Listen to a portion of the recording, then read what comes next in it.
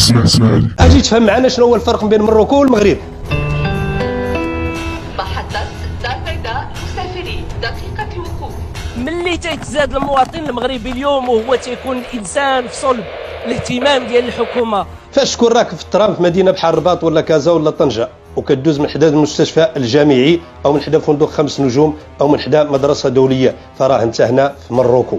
ولكن ملي تكون باديه من نواحي قوليميم وراكب على دابه وكتقلب على شي مستوصف باش تداوي ولدك ولا شي مدرسه باش تقري بنتك، فراه هنا انت في المغرب. هذا التناقض اللي كاين هو اللي شخص جلاله الملك. ما تزال هناك بعض المناطق لا سيما بالعالم القروي تعاني من مظاهر الفقر والهشاشه بسبب النقص في البنيات التحتية والمرافق الاساسيه، وهو ما لا يتماشى مع تصورنا للمغرب اليوم ولا مع جهودنا في سبيل تعزيز التنميه الاجتماعيه وتحقيق العداله المجاليه. فلا مكان اليوم ولا غدا لمغرب يسير بسرعتين. اليوم يا جلالة الملك شخص الفوارق المجالية وركز على نقطة أساسية، وهو أن مغرب التي جي في، مغرب الطرق السيار، مغرب المشاريع الكبرى يجب أن يعمم ويجب أن يستفيد منه المغرب العميق. وعندما نتحدث اللي كنتكلموا على المغرب العميق كنتكلموا على البوادي والقرى اللي كتعرف اليوم واحد الهجرة مضادة واللي كيهاجر منها أكثر من 197 ألف شخص سنويا إلى المدن الكبرى. إذن هذه البوادي هي عمق المغرب الحقيقي. وهذه الصورة النمطية اللي عنا على البادية وعنا على القرى هي أن خزان انتخابي نتفكرها فقط الانتخابات ونمشوا نشروا منها الأصوات فقط باش ننجحوا. هذه الصورة خاصنا نغيروها نحن كبرلمانيين ونغيروها كمنتخبين، وتغير الحكومة اللي للأسف لا تتذكر هذه القرى وهذه البوادي إلا في المواسم الانتخابية. اليوم هي خاصنا مقاربة حقيقية، مقاربة تجسد ما قاله صاحب الجلالة أن هذه السرعتين خاصة كما كاينه في المدن الكبرى يجب أيضا أن تكون في البوادي والقرى اللي كتعرف اليوم مجموعة من الإكراهات ومجموعة من المشاكل، مجموعة من البطالة. للأسف الشديد جربنا فيها مجموعة من المخططات وما غاديش نتكلموا عليها وغادي نعاودوا الأرقام وعاودوا نقولوهم هذه الأرقام وهذا الشيء هذا كرهناه وكرهنا نعاودوه وكرهنا نقولوه، لأننا كمغاربة جميعا رانا عارفين هذه المخططات اللي تم تجريبها في هذه البوادي والقرى، والنتيجة هجرة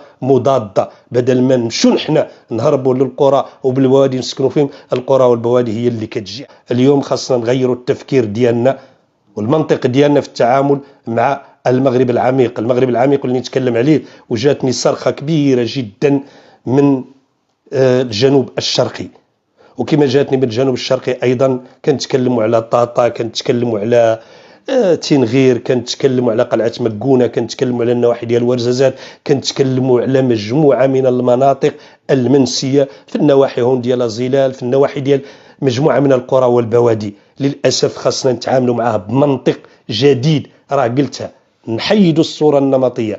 هذه البوادي تستحق مدارس كبيرة، تستحق مستشفيات، تستحق مستوصفات، تستحق أن يعيش فيها المواطن المغربي بكرامة.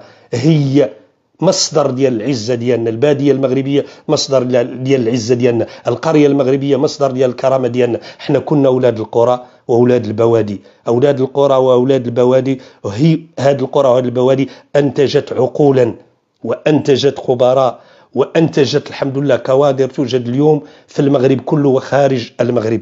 اليوم خاصنا نفهموا الخطاب الملكي ونفهموا أيضا يعني تعامل معه والمنطق اللي غادي نتعاملوا معه. احنا مالنا اللي نتموا دائما في هذا المغرب نسمعوا خطابات الملك، ولكن للأسف ما كنطبقوهاش في أرض الواقع.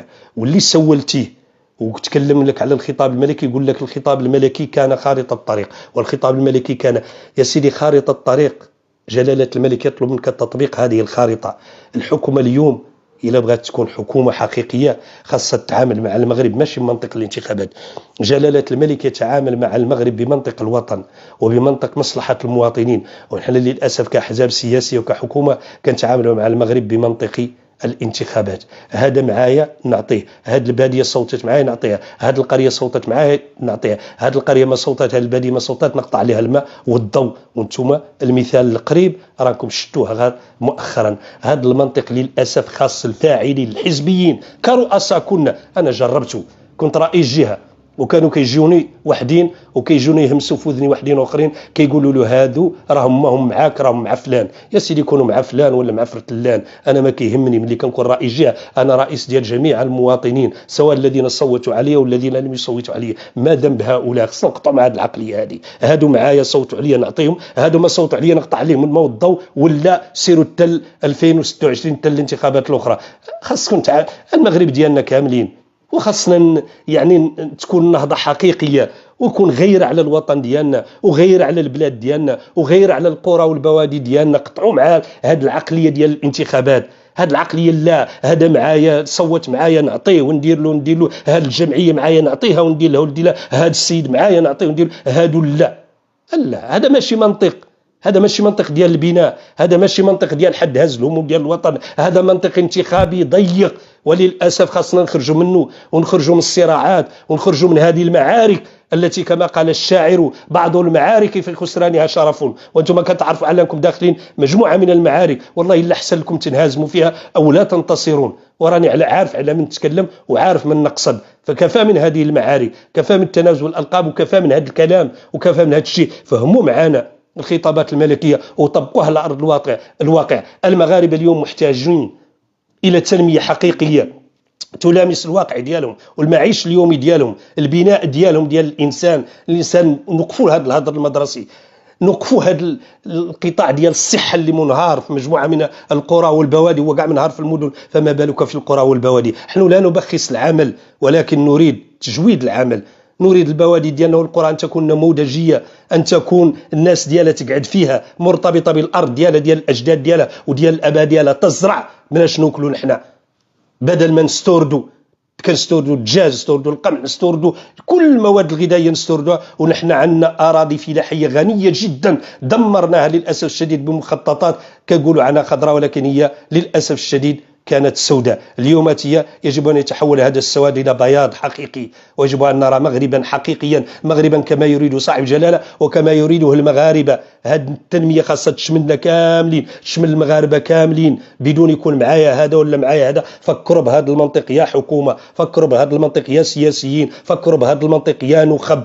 كنقولها وكنكررها اليوم، المغرب يحتاج إلى نخب قوية، كنقولها قوية. والانتخابات القادمة يجب أن تكون انتخابات حقيقية تفرز نخبا حقيقية ونخبا قوية، نخبا قادرة على مسايرة هذه السرعة التي تحدث عنها صاحب الجلالة. أما هذه السرعة باش غنيين، والله العظيم إلا بقيت هذه السرعة اللي غادي بها الفاعل السياسي والمنتخبين للأسف سرعة ديال الجيوب. أرى ما ندخل في جيبي، أرى ما ندير في البنك، أرى واش بنيت الفيلا، أرى واش شريت السيارة، أرى واش درت، أرى واش درت. الله يهديكم، اتقوا الله واتقوا الوطن ديالكم. راه حتى شي واحد ما غيدي مع شي حاجه، ولكن كيبقى واحد القضيه، كيبقى الشرفاء في هذا الوطن والذين سيذكرهم التاريخ. كيبقى اللي عطى البلاد ديالو، اللي ضحى من اجل البلاد ديالو دون ان ينتظر مقابل. الذي ينتظر المقابل من البلاد ديالو كنقولها وكنأكدها، كن على يقين هذا ما تنتظر منه حتى شي حاجه. فكفى، الله يجازيكم بخير. تعاونوا مع الوطن ديالكم وتعاونوا مع جلاله الملك.